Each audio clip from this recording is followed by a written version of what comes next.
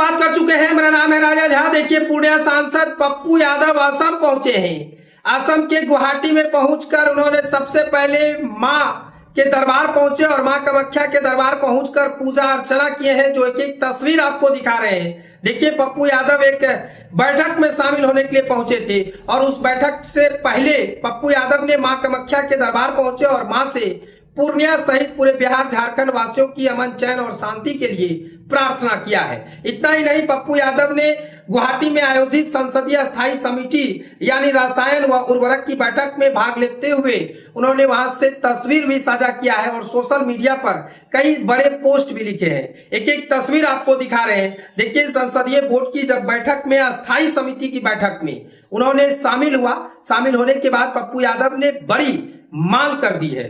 पप्पू यादव ने बैठक में भाग लेते हुए स्पष्ट रूप से कहा है कि जन औषधि योजनाओं को सरकारी स्वास्थ्य केंद्रों के साथ साथ निजी अस्पतालों में भी अनिवार्य किया जाना चाहिए। जन औषधि योजनाओं का उद्देश्य सस्ता और प्रभावी उपचार उपलब्ध कराना था, लेकिन मेडिकल माफिया और निजी स्वार्थ के चलते इसका व्यापक उपयोग नहीं हो पा रहा है। आज अंग्रेजी दवाओं की दुकान तो करोड़ों में है, पर जन औषधि केंद्र गिनती के हैं। डॉक्टर भी जन औषधि लिखने से बचते हैं, जिससे आम जनता महंगी दवाओं के बोझ तले दब रही है। मैंने सुझाव दिया है कि मेडिकल कॉलेज में जन औषधि की पढ़ाई को प्रमुखता दी जाए और उसके प्रति जन जागरूकता अभियान चलाया जाए। बैठक में गैस पाइपलाइन और उर्वरकों की बढ़ती कीमतों पर भी गंभीर चर्चा हुई। साथ ही पूर्णिया लोकसभा क्षेत्र के किसानों की समस्याओं को सामने रखते हुए फर्टिलाइजर की आपूर्ति और कीमत से जुड़े मुद्दों को भी प्रमुखता से उठाया। हमारा संकल्प है किसानों और आम जनता के हित में हर संभव प्रयास करना। यानी साफ तौर से कहे तो पप्पू यादव ने पूर्णिया की आवाज को लगातार उठाते रहते हैं और गुवाहाटी में संसदीय स्थायी समिति की बैठक में न कि सिर्फ पूर्णिया का मुद्दा उठाया, बल्कि किसानों के लिए भी उन्होंने बड़ा मुद्दा उठाया है।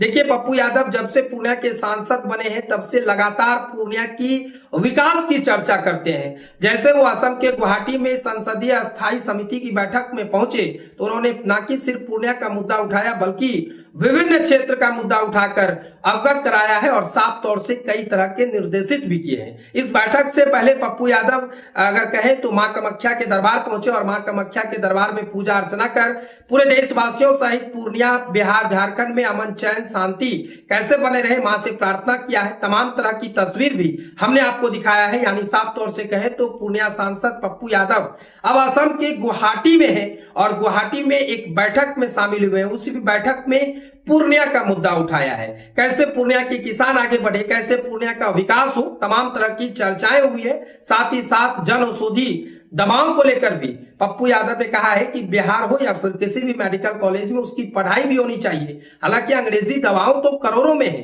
अंग्रेजी दवाएं डॉक्टर लिखते भी हैं, लेकिन जन औषधि दवाएं की किसी भी तरह की चर्चाएं नहीं होती है, उसकी पढ़ाई भी होनी चाहिए। साथ ही साथ किसान को लेकर भी उन्होंने चर्चा किया है। इतना ही नहीं, पूर्णिया की विकास कैसे हो इस पर भी उस बैठक में उन्होंने चर्चा किए हैं। तो एक एक तस्वीर आपको दिखा रहे थे। ये असम के गुवाहाटी से है। सबसे पहले पप्पू यादव मां कामाख्या के दरबार पहुंचे, उसके बाद उस बैठक में शामिल होकर न कि सिर्फ किसानों का मुद्दा उठाया, बल्कि पूर्णिया के विकास के मुद्दे उठाए। साथ ही साथ अगर कहे तो स्वास्थ्य सेवाओं से लेकर अगर कहे तो शिक्षा को लेकर भी पप्पू यादव ने आवाज उठाई है। स्वास्थ्य सेवाओं पर पप्पू यादव की विशेष फोकस रहती है, कैसे स्वास्थ्य सेवा अच्छी हो, कैसे पूर्णिया में दलालों से छुटकारा मिले। तमाम तरह की बातें पप्पू यादव लगातार चर्चा करते रहते हैं। इसी बीच पप्पू यादव इस बैठक में शामिल होकर कई तरह की चर्चाएं को भी अवगत कराया और कई तरह की समस्याओं को भी अवगत कराए हैं। इस खबर को हम यहीं छोड़ से लाते हैं। खबर कैसा लगा कमेंट सेक्शन में बताइएगा। अगर आप नए हैं तो हमारे चैनल को सब्सक्राइब कर लीजिए। तब तक के लिए धन्यवाद।